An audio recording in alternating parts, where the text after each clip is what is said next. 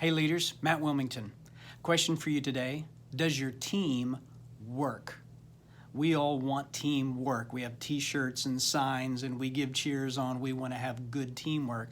But to be honest, does your team actually work? In other words, do they work together? You may lead a small team where it's just different players around the table, or you may lead a ministry or a church or organization where there's a lot of smaller teams that are all working towards the mission.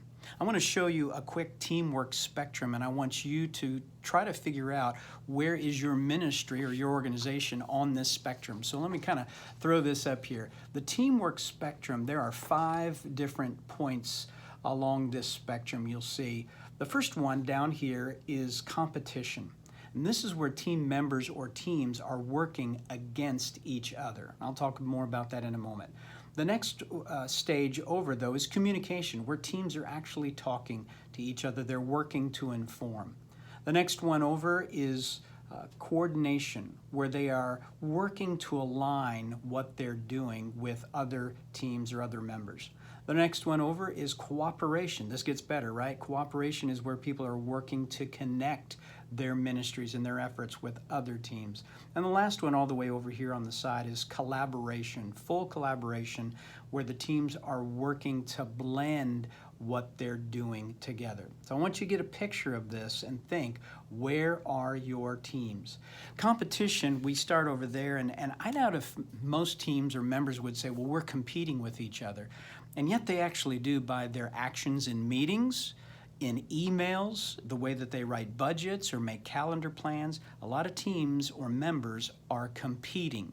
They're not actually out to push anybody else out, but they're not going to lift a finger to help them. And what they're going to say is this: I get to calendar first, I'm sorry, you're just out, because my thing's more important. And we love people who are championing and waving the flag for their area, but sadly, a lot of times our teams can be in competition. Well, we don't want to be in competition, so the next stage over is communication, where a team is actually working to inform. If you look at a lot of organizational surveys, one of the top problems a lot of times they'll say in schools and churches and parachurches is that our organization doesn't communicate very well. And so 4 quick ideas of how you can communicate. First of all, think. When you're making a plan, your teams need to think about others. Well, should the choir know about this? Should women's ministry know about this? Thinking about who else should know about our plan. Secondly is looking. Don't just think about them, but look at the calendar or look at the master schedule or the budget sheet, or let's actually see what else is going on and not just think about our own world.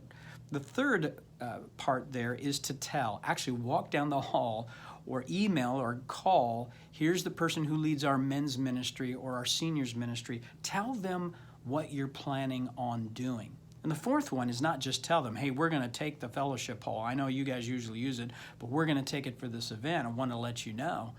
Asking is the last part. Asking means, hey, we want to do this, but how's it going to impact you? So that's organizational communication.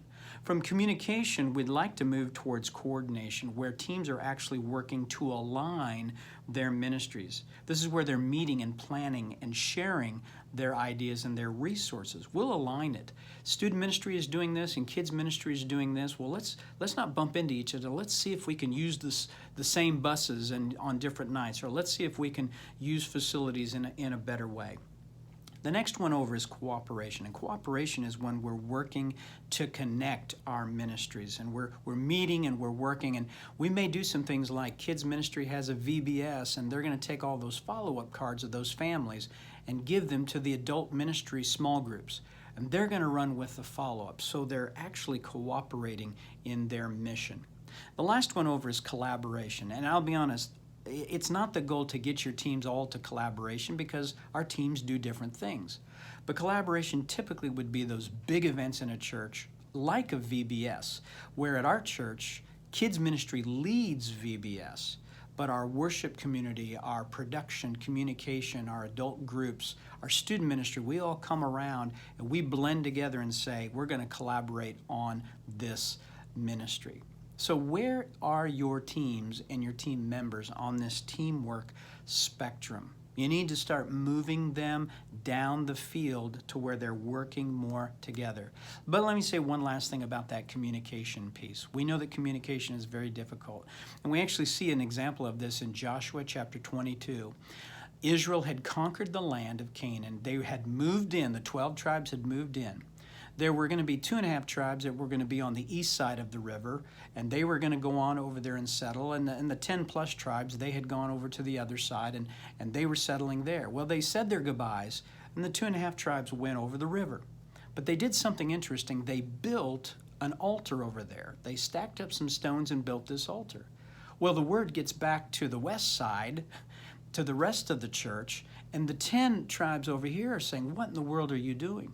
Because when you build an altar, it looks like you're beginning to practice idolatry, or have you already gone off to chasing off to another god?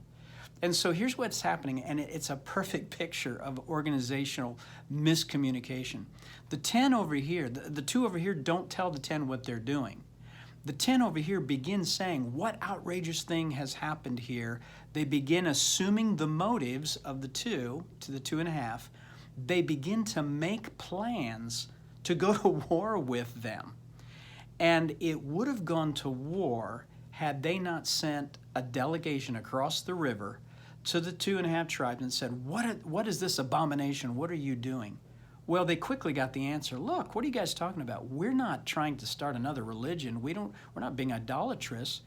We are merely building a copy of what's in Shiloh to remind our people that we all serve one God, we're one nation. And by the way, we're also doing this to remind you all, we're part of you.